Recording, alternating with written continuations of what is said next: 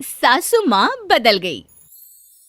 कहानी उस घर की है जहाँ बहू और बेटी को एक माना जाता था, लेकिन फिर अरे शिखा बेटा, तू रसोई में क्यों घुसी रहती है? जा, रोटी मैं बना लूंगी। नहीं नहीं माँ जी, आप बैठिए, बस सारा खाना बन ही गया है। श्वेता को बोल देती हूँ, वो खाना लगा देगी सबका। सॉरी भाभी, मेरे पास वक्त नहीं है। माँ, मुझे पैसे देना, पार्लर जाना है। हाँ हाँ चली जाना, भाभी को भी ले जाना। वो भी जाने को बोल रही थी पार्लर, पर पहले ना मदद कर दे उसके खाना लगाने में। देख माँ, वो बहू है, उसे बहू रहने देना, इतना सर पर मत चढ़ा भाभी को। श्वेता, ज्यादा मत बोला कर। बहू और बेटी में कोई फर्क नहीं होता है। जा जाकर काम कर।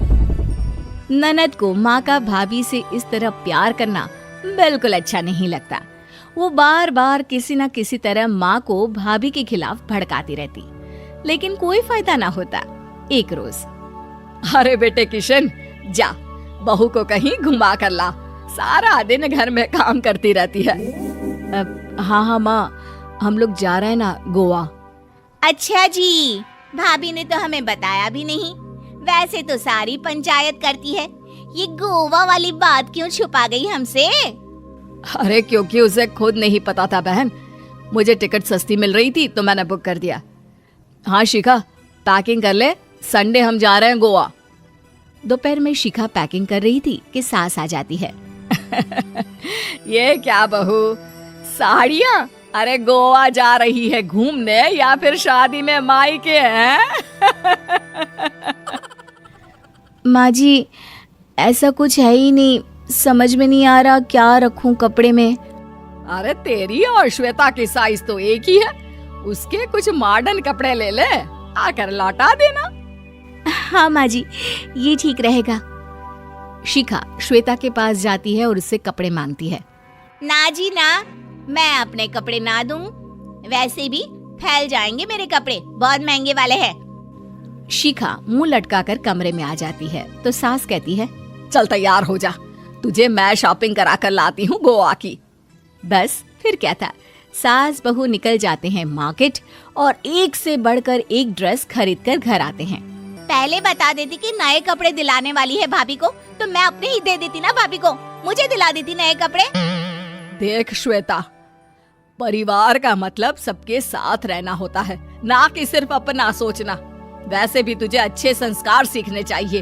और रही बात कपड़ों की, तो शिखा, आज से घर पर भी तू मॉडर्न कपड़े ही पहनेगी। कोई जरूरत नहीं है ये साड़ी वाड़ी लपेटने की। अब क्या था, घर पर श्वेता और शिखा एक जैसे रहते। एक बार पड़ोसन आती है। अरे बेटा, अपनी माँ को तो बुलाना जरा, बात करनी है। शिखा सास को बताती है और रसोई में चली जाती है। ये आपकी बेटी बहुत बड़ी हो गई है, इसके लिए एक रिश्ता है, कहो तो बता दूं। ये बेटी नहीं बहू है, घर में सब एक जैसा ही रहता है। वैसे मेरी बेटी भी बड़ी हो गई है, कोई रिश्ता हो तो जरूर बताना। पड़ोसन रिश्ता लेकर उन लोगों के घर आती है।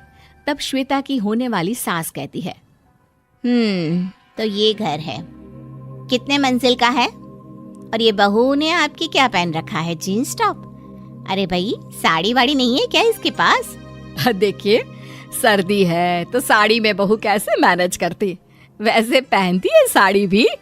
देखिए, हम लोग ठहरे पैसे वाले लोग, कोई कमी नहीं है हम लोगों के पास पैसों की, बहुत पैसे हैं, जमीन, नौकर चाकर, कार, सब कुछ है, लेकिन घर में संस्कारी बहू चाहिए।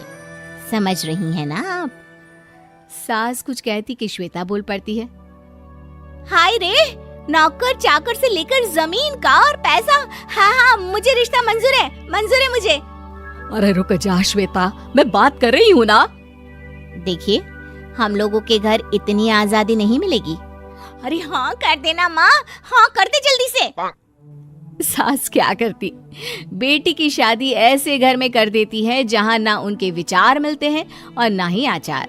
शादी के बाद एक रोज फोन पर, श्वेता बेटा, एक बार घर आ जा, बहुत दिल करता है तुझे देखने का। माँ, वो घर पर बहुत काम होता है, कैसे आऊँ? बड़ा घर है, लेकिन आने जाने वालों की लाइन ही लगी रहती है।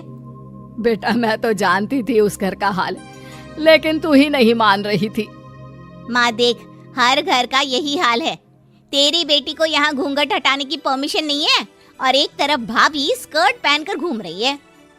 बेटा मुझे क्या पता था कि मेरी बेटी को ससुराल के नाम पर पिंजरा मिल जाएगा। अच्छा माँ, फोन रखती हूँ, सास को गर्मा गर्म रोटी खिलानी है। तुम लोगों की तरह नहीं कि एक रोटी बनाओ, एक सब्जी बनाओ, फिर सारा दिन फ्री होकर घूमो। सास फोन तो रख देती है, लेकिन सोच में पड़ जाती है कि एक तरफ बेटी जिसे कोई आजादी नहीं, वहीं दूसरी तरफ बहू जिसे देखकर लगता ही नहीं कि उसकी शादी भी हुई है। अगले रोज। शिखा, अरे ओ शिखा। हाँ माँ, क्या हुआ? कुछ चाहिए आपको? मैं जिम जा रही थी। जिम के कपड़ों में बहू को देखकर सास को घूंघट में अपनी बेटी का ख्याल आता है। देख बहू, घर में बहू की तरह रहा कर। इतने टाइट कपड़े पहनकर जिम जाना पसंद नहीं मुझे। जा जाकर रोटी बना। रोटी?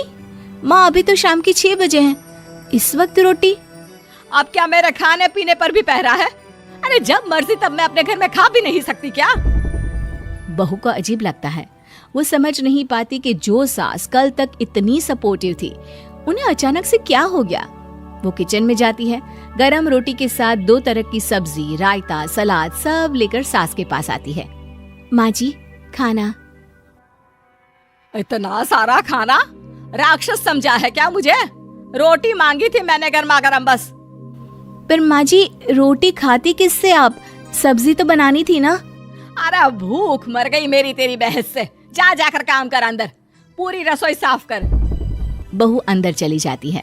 थोड़ी देर में श्वेता घर आती है। अरे शिखा, जल्दी से चाय ला, पकवान बना, मेरी बेटी आई है। अरे नहीं नहीं माँ, ड्राइवर बाहर खड़ा है। मैं तो घर का कोई सामान खरीदने के बहाने यहाँ आ गई हूँ, मुझे जाना होगा। अरे बेटा, पर कितने दिनों बाद देख रही हूँ तुझे, रहने आ जाना 2-4 दिन के लिए।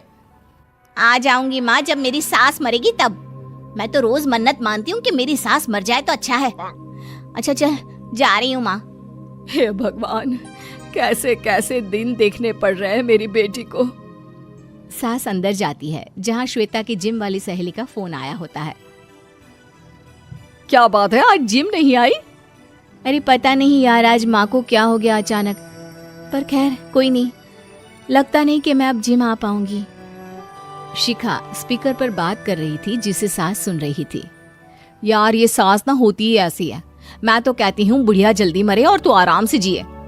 शिखा को सहेली की बात पर गुस्सा आ जाता है। माँ के मरने की कौन सा बच्चा दुआ मांगता है मोहिनी? आगे से ऐसी बात मेरे सामने मत करना। हमारे घर की शोभा ही माँ है। क्या हुआ जो थोड़ी सख्ती दिखा रही है? उसमें भी कोई ना कोई उनकी भलाई ही होगी।